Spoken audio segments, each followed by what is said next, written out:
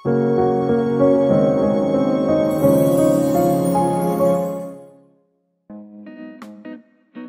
what's up guys? So mag-grocery kami ngayon. So yan sila. Dala namin yung wagon. So mabigat kasi. Nagbabas lang kami dito. Yan. Hello. So, abang lang kami ng bus and then mamaya na lang ulit.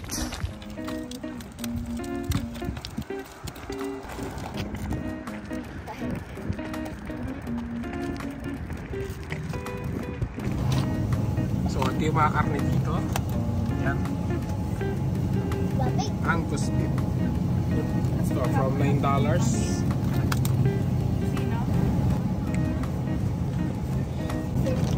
Yan, buong manok. Yan, $18. Number 1 rule, huwag magko-convert. Spare ribs. Kano yun? Pang 26 pero 30% na lang kasi 30% off? yung araw na pinakasya. Sige, kunin mo. Pang adobo, mababad na. Yan, mga hiwa-hiwalay na manok, $4.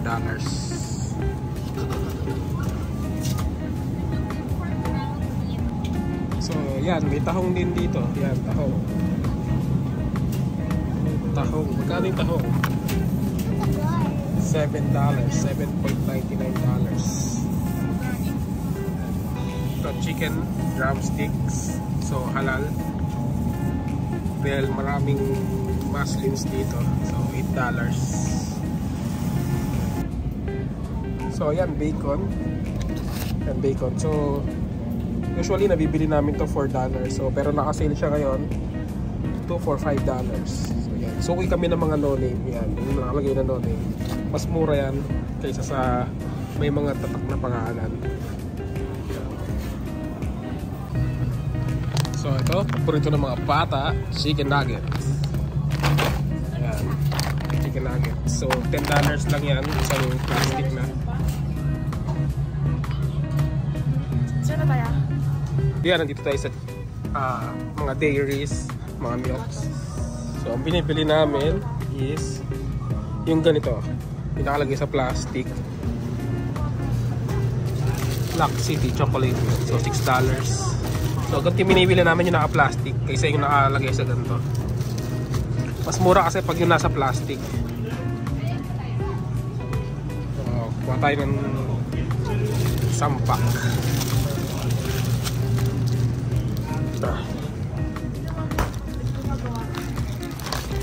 May gatas pa, no? So, meron pa to, sabi ni Brick. So, isa lang kinuha ko.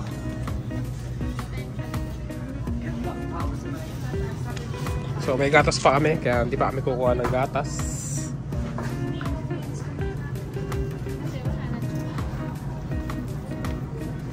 Wala magpupush? So, yan, mga cereals. So, walang ano dito eh, walang Coco Crunch. Yan. Magkano to? $4? Magkano bilhin natin sa Chips Ahoy dun sa ano? Anak na matigas. Magkano ba? So, ito $4. Hindi na-sale kasi yun, no? Yung binili natin. Kaso wala nang ano, walang ano. Kaso wala yung blue. $4 na to, $4 to.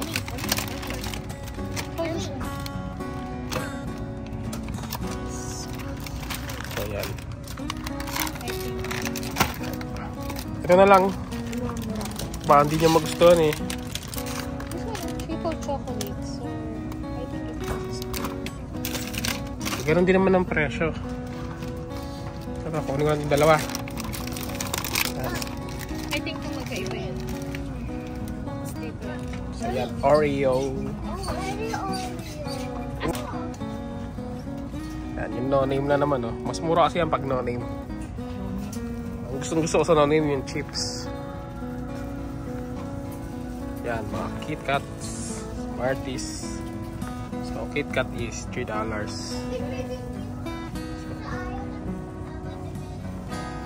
Yan. So yan, parang Mentos sa akin yan. Oy, no candies. Taan na.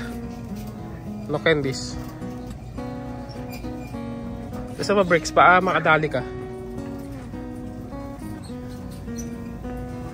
Isimili ko. Ito sa chips. Ito no name chips. Meron dyan.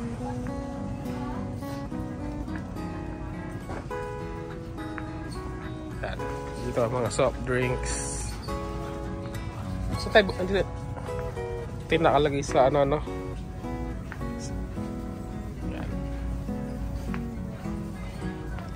Yung binili ko last time. Meron. Coke, $6. Magkano yung $6 din? Ito kasi hirap ubusin ito, ang laki. Ito na lang Coke. So ito, $6 to. 12 na yung laman nito na in can.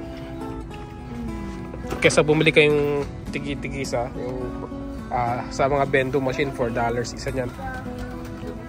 Meron pa ako niyan, di ba? Meron pa yata.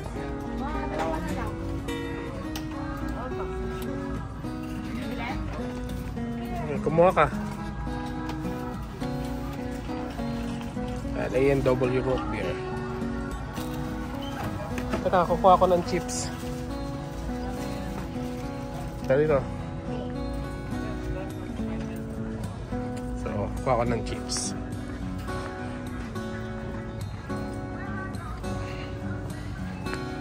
So, ito yung binibili ko lagi. Yung no name. Yan. Kaso walang barbecue.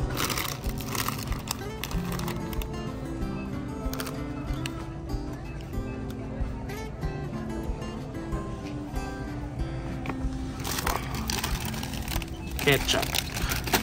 Try natin tong ketchup.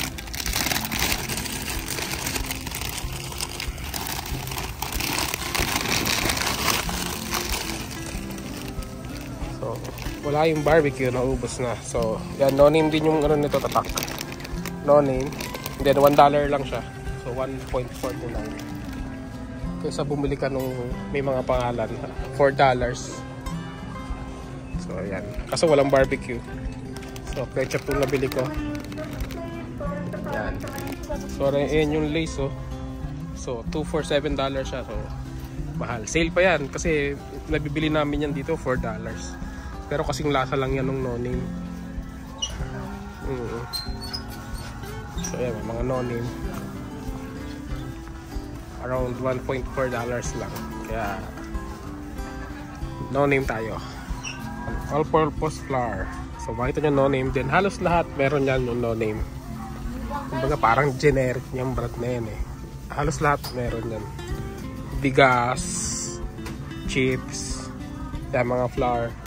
Halos lahat meron. No name. Yan, katulad nito, juice. No name din. Ang layo ng pinagkaiba, sayang din. $3 and then $1 yung no name. So, pareho lang naman juice yan. Creamer, no name din. Sabi sa inyo lahat meron yan eh. Yan, from creamer to coffee. Yan, coffee, creamer.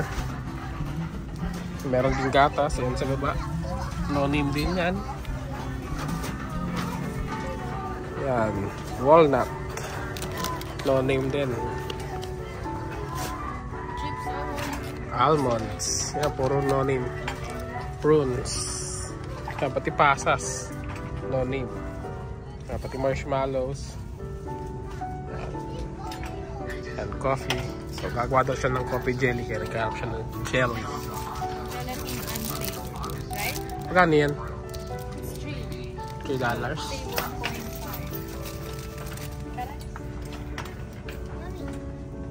Yan. Hindi, patol-patol. Basta, huwag nyo lang i-convert sa peso para hindi kayo masaktan. Yan. iced tea, no name pa rin. Huwag magko-convert para huwag kayong masaktan. Pwede pa yung mga ganito, mga Korean something, mga noodles. Meron dito pero yung mga lakami wala.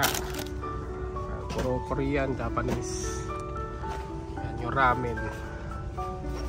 Yan, so tanghon. So pero yung mga lakami wala. So napunta pa kami sa Filipino store para bumili.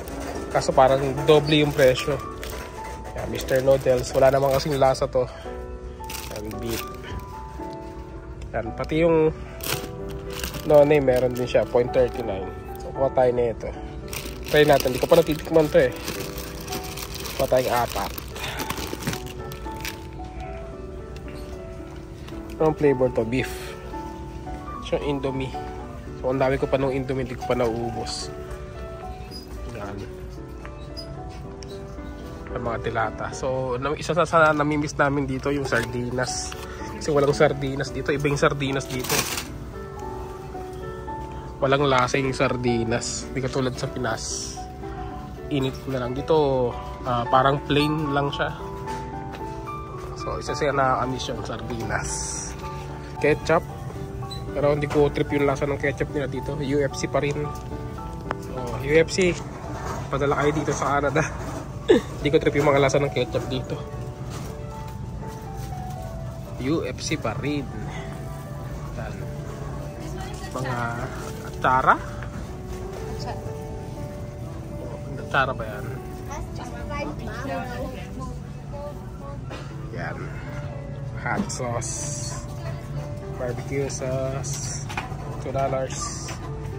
Pickles. Ang dami namin pickles. Ang daming ketchup pero wala akong trip. Yan, tilapia. So, $9 yung tilapia. Yan, mga tuna. Salmon. Isda. Mga isda rito nakagayat na. Hipon. Squid tubes. Squid. Yan. Basa steaks. So parang yan, para siyang bangus eh. O bangus nga, bangus. Yan, bangus.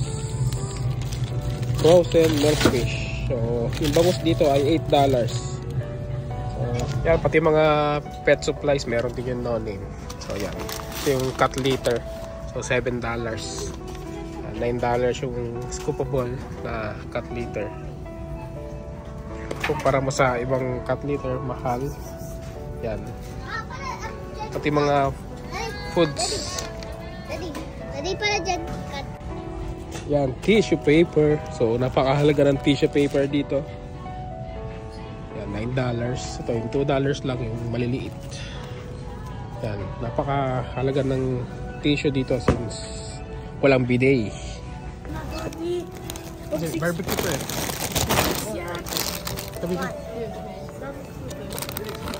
So ayan, buti bumalik ako. May nirefill yung lalagyan ng barbecue. So ito yung barbecue. So ayan, lahat yung napamili namin. Yan, lahat yung napamili namin. Sino makakahula ng presyo? May reward. Hindi, saka dollars. Magkano sa'yo? 87.77. $87 lahat to. Hula mo. Hindi, $77. $77? .77. Wala nang point. Ano lang, sarado lang. $77. $77 to lahat. Tony's. 100. 100? 100 lang. $100 to. Ikaw, Mami. May reward ang makakahula. 150, 100, 77. Ako, around ano yan? $180. So, mamaya, babalikan natin kung magkano yung presyo. Yan na lahat yung pinamili namin. Yan. Antay kami ng bus. So, ito na yung resibo. Yan. Kung sino makakahula ng pinamili namin lahat, yung price, so in dollars, i-comment nyo dito sa post, sa video. At kung sinong tumama, ay i-message namin, then magpapadala kami sa GCash. May premyo GCash. So dito sa mga kasama ko kasi walang nakahula. Walang nakahula. So try natin kung sino makakahula sa inyo. So yan yung resibo. So dapat saktong saktong amount. So yan, comment nyo lang dito sa baba. And kung sino makahula, message namin kayo, and then magpapadala kami sa GCash. So yan, bilisan mo. Punta na kami sa bus stop. Yan. Tapos na kayo mamili. Dito kami namimili sa No Frills. Saan kayo bumaba?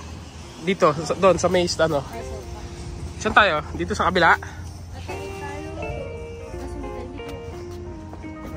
Doon. So dalawa kasi yung bus stop dito. So isang bus stop doon, tapos may bus stop din dito. So depende yun sa kung anong number nung dadaan na bus. So yan, nandito na kami sa bus stop. Magkantay na lang kami ng bus. Yan. So ayun yung wagon namin. Malaking tulong yan yung wagon, kasi ang bigat yan pag walang wagon. Yan. So uwi na kami. And yung sa contest, so comment nyo dito sa video kung magkano yung total nung napamili namin, and then yung tamang makakahula ng exact price is bibigyan namin kayo sa GCash at napadala kami sa GCash. So bye. Follow nyo kami. Bye. If you're wondering kung pwede pang isa kayong wagon sa bus, yes, pwede, kasi naaangat yung upuan. Yan yung kabila. Meron talagang designated para sa may mga dalang walkers, yung sa baby, and mga wagon. And then kung ano malaking bagay na pwede rito, basta wala nakasakay, pwede mong iangat yung upuan. So ayan siya pag hindi nakaangat. Yan. Basta yun, may sandalan. So baliktad ako, dito ako lalabas sa kabila. So yun lang. Bye.